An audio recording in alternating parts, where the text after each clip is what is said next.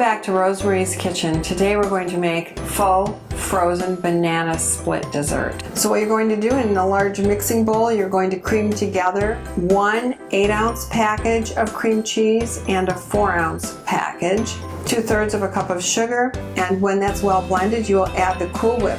And then you're simply going to fold in the fruit, 3 to 5 bananas, 16 ounces of frozen strawberries, thawed slightly but still cold, and you can add fresh if you want to, 20-ounce can of pineapple tidbits, and those need to be drained very well. Fold in the fruit and it's mixed all together. I use a little bit of non-flavored red food coloring to also add in to make it a little bit brighter pink, but you don't have to do that. It's just my preference because I think it's pretty. Go easy on it. Red goes a long way.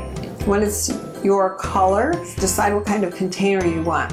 I use what's actually an ice cream maker form that I have, an ice cream sandwich maker, and pour it into the wells. Pop it into the freezer at least 4 hours or overnight. You can also have add-ons. We have extra fruit that we put on it, any kind of chocolate. Just a dessert when you are feeling like you want something special, but not as many calories as some other desserts. Also, what we love to make is cream cheese and strawberry pound cake. May is Mother's Day, and my mother, this is one of her favorites. What you need to have is 3 sticks or 1.5 cups of butter softened to room temperature, 3 cups of sugar. Beat it at medium speed until it's light and fluffy. 1 8-ounce package of cream cheese at room temperature, and beat all together until it is creamy.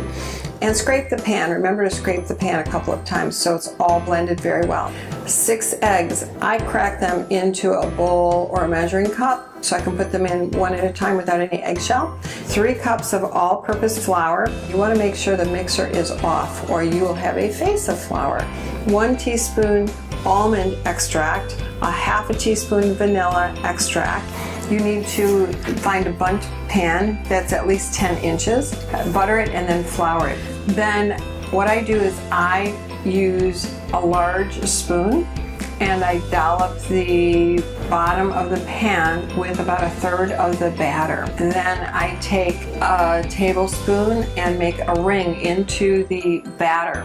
And I will fill that ring with the strawberry glaze using the meatballer so that I can keep the glaze right in that well that I've made. Next, I take a long skewer, a wooden skewer that you might use to make meat kebabs, and you run the strawberry glaze right into the dough, but stay away from the edges, so you're making like a little loopy designs. You will want to cover that with another 1/3 of the batter. When it's all covered, you will again use your tablespoon and make another well in the center, and then use again the meatballer and fill it with the glaze. And then I take the final 1/3 of the batter and put it on top, and again in dollops, and then spread it evenly. I then pound it a couple of times. I drop it actually on my counter, and that just gets any air pockets out, lets everything settle, and then I put it into my warmed 350-degree oven. I start with about 70 minutes. You could start with 60 minutes if you want, but check it then about every 10 minutes. Once the pan is pulled from the oven, wait about 15 minutes, go and do something else, and then it should release easily from the pan. Just tip it over onto your serving platter.